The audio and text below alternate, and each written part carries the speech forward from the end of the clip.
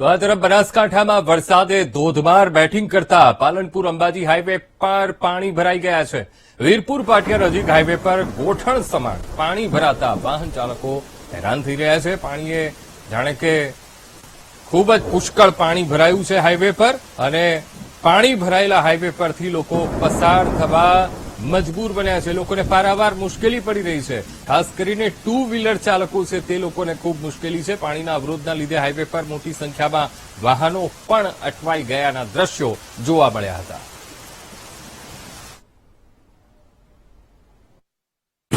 સતત બીજા દિવસે વરસાદી માહોલ જોવા મળી રહ્યો છે। જે પ્રકારે આગાહી કરવામાં આવી છે અને આગાહીને લઈને અત્યારે વરસાદની શરૂઆત થઈ ચૂકી છે। વહેલી સવારથી જે વરસાદ વરસી રહ્યો છે ત્યારે અહીંયા દ્રશ્યોમાં તમે જોઈ શકો છો આ પાલનપુરથી અંબાજીને જોડતો જે મુખ્ય માર્ગ છે જે હાઈવે છે તે હાઈવે ઉપર ઘૂંટણસમાં પાણી ભરાય છે, જેના કારણે અનેક વાહન ચાલકો અટવાય છે, રાહદારીઓ અટવાય છે, કેમ કે આ મુખ્ય માર્ગ છે જે અંબાજીને જોડતો માર્ગ છે।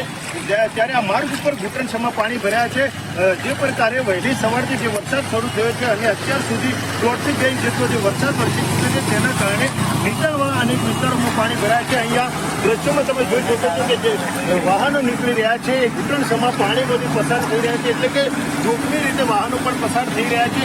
જે પ્રકારે વહેલી સવારથી જે વરસાદ શરૂ થયો હતો અને હજુ પણ વરસાદ ચાલુ છે, એટલે કે વહેલી સવારથી જે વરસાદની શરૂઆત થઈ છે હજુ સુધી સતત જે વરસાદ વરસી રહ્યો છે જેના કારણે પાલનપુરના અનેક વિસ્તારોમાં નીચાણવાળા જે વિસ્તારો હતા ત્યાં પણ પાણી ભરાય છે અને મુખ્ય જે માર્ગ છે તે પાણીમાં ગરકાવ થતો જોવા મળી રહ્યો છે।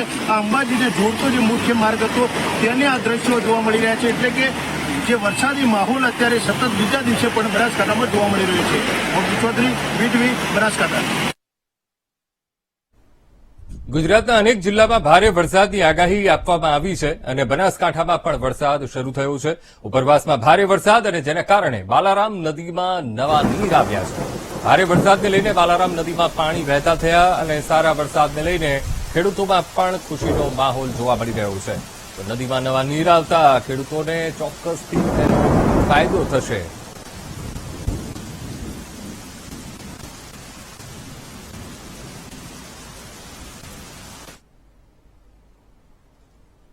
તો બનાસકાંઠાના પાલન